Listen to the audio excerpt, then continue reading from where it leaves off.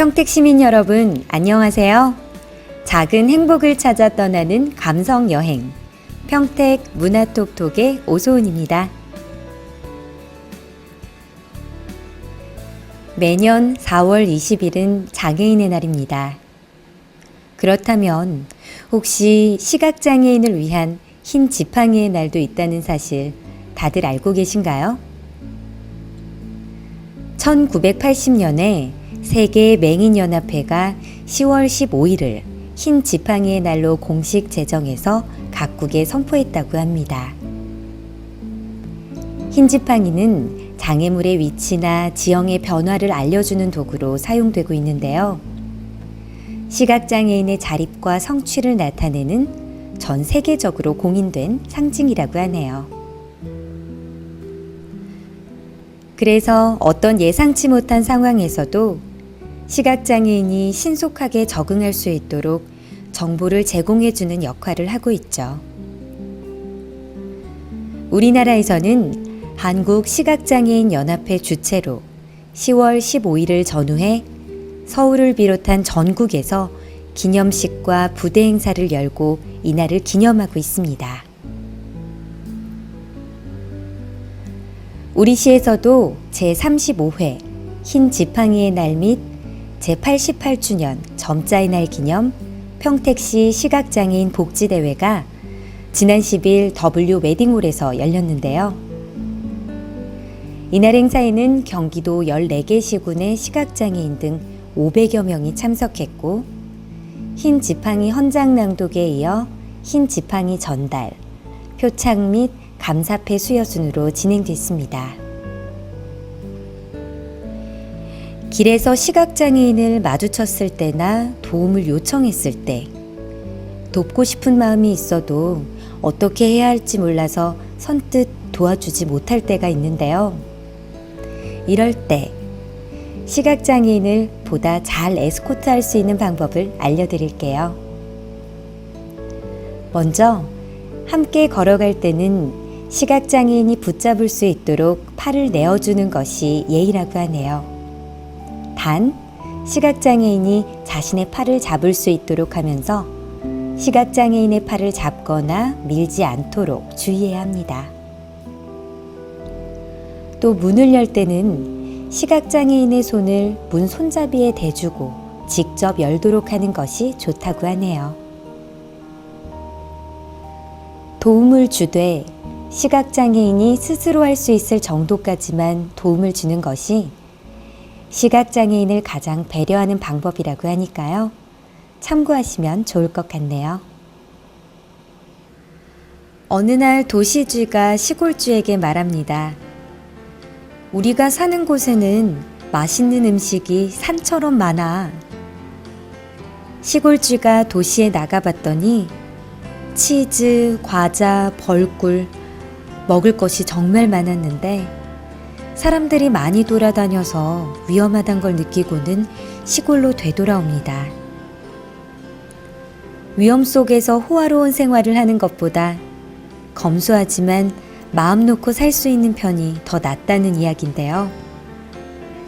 여행의 이야기를 담고 있는 알랭드 보통의 여행의 기술, 그 세 번째 이야기 시작할게요. 풍경, 시골과 도시에 대하여. 어떤 사람과 함께 있으면 마음이 너그러워지고 감수성이 풍부해지는 반면, 어떤 사람과 함께 있으면 경쟁심이 생기고 질투가 일어난다. 따라서 A가 지위와 위계의 강박감을 가지고 있다면 거의 눈치도 채지 못하는 상태에서 B까지 자신의 의미에 대해서 걱정을 하게 될 수도 있다. 심지어 A의 농담으로 인해서 지금까지는 잠복해 있던 우스꽝스러운 느낌들이 슬며시 머리를 내밀 수도 있다. 그러나 B를 다른 환경에 가져다 놓으면 그의 관심은 새로운 상대에게 반응하며 미묘하게 변할 것이다.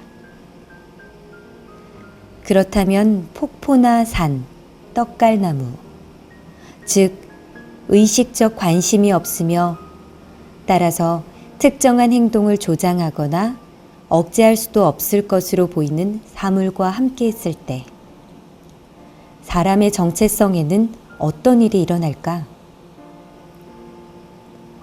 자연의 유익한 영향에 대한 워즈워스의 주장의 요체를 따르면 생명이 없는 물체도 그 주위에 있는 사람들에게 영향을 줄 수 있다.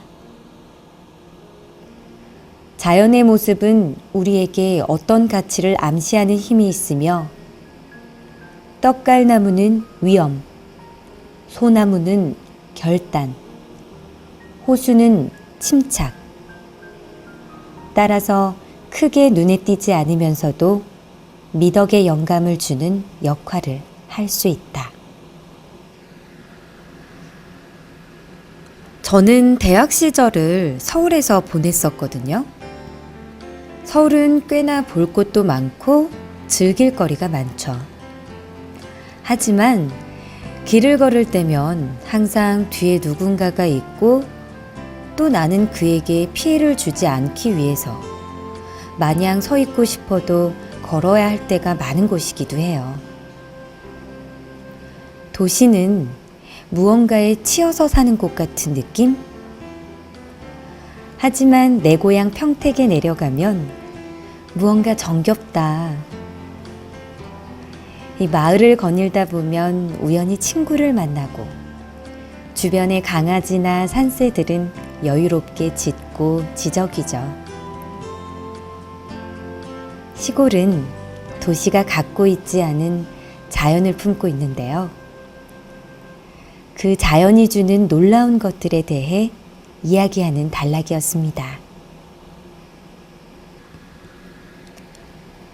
풍경, 숭고함에 대하여. 한 가지 대답은 우리보다 강한 것이 모두 우리의 미움을 받는 것은 아니라는 점이다. 우리의 의지에 도전하는 것은 분노와 원한을 자극할 수도 있지만 동시에 경애와 존경을 불러일으킬 수도 있다. 그것은 그 장애물의 도전이 고귀하냐 아니면 너저분하고 무례하냐에 달려있다. 우리는 안개에 쌓인 산의 도전은 존중하지만 건방진 호텔 도어맨의 도전은 용납하고 싶어 하지 않는다. 버크의 동물의 비유를 확장해 보면 황소는 숭고한 느낌을 불러일으킬 수 있지만 피라니아는 그럴 수 없다. 그것은 동기의 문제로 보인다.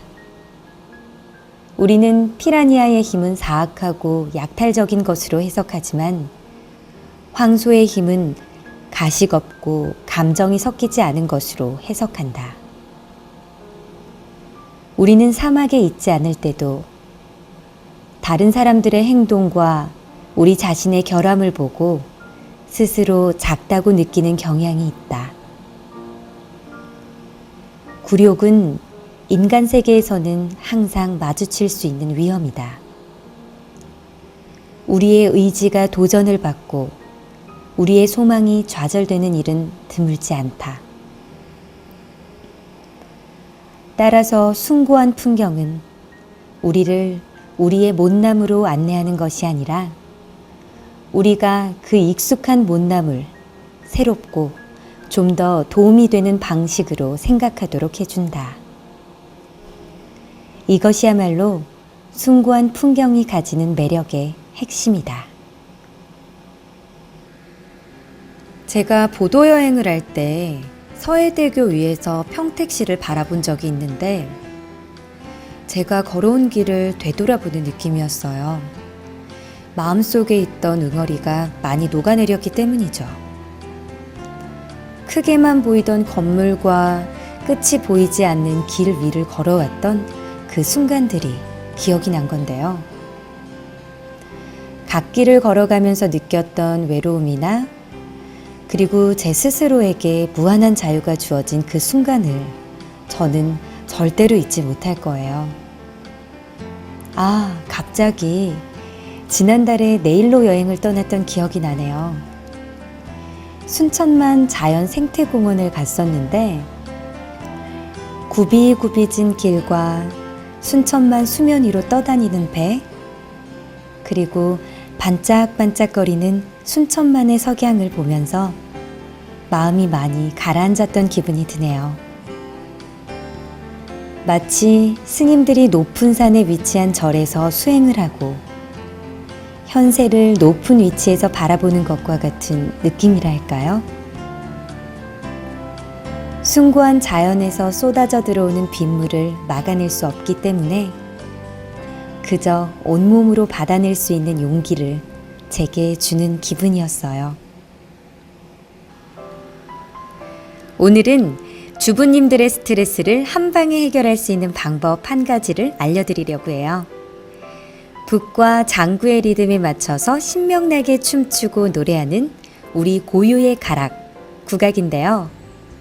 소리가 좋은 이유도 있겠지만 우리의 민요에는 한과 애환이 담겨 있고 또 가슴 속에 있는 것들을 끌어올려서 목청껏 풀어놓기 때문에 주부들의 즐거운 일상을 제공하는 매력이 스며 있다고 생각해요. 국악은 궁중에서, 양반집 대청마루에서, 또 바다 위에서 한이 서려 있고 공경을 담고 있고 복을 구하는 아주 오랜 기간에 걸쳐 우리가 불러온 노래예요. 꺾고 흔들어 음정을 만들고 독특한 박자 체계를 가진 이 땅의 방법으로 연주하는 음악이죠. 바로 여기에 우리라고 묶을 수 있는 정서와 혼이 담겨 있는데요. 우리 시에서도 우리 고유의 가락을 배워볼 수 있는 우리 국악 배우기 아리랑 교실이 오는 18일 오후 3시 30분부터 한국소리터 카페와 수분에서 열립니다. 이번 국악교실은 민요가 어떤 노래인지에 대해 공부해보고 또 함께 불러보는 강좌 겸 공연으로 진행되는데요. 남녀노소는 물론이고 나이에 구분 없이 누구나 할 수 있는 우리의 소리니까요. 생활 속의 국악으로 여가 활동을 하면서 자신의 보다 활기찬 모습을 발견하길 바랄게요. 지금까지 작은 행복을 찾아 떠나는 감성 여행, 평택 문화톡톡의 오소은이었습니다.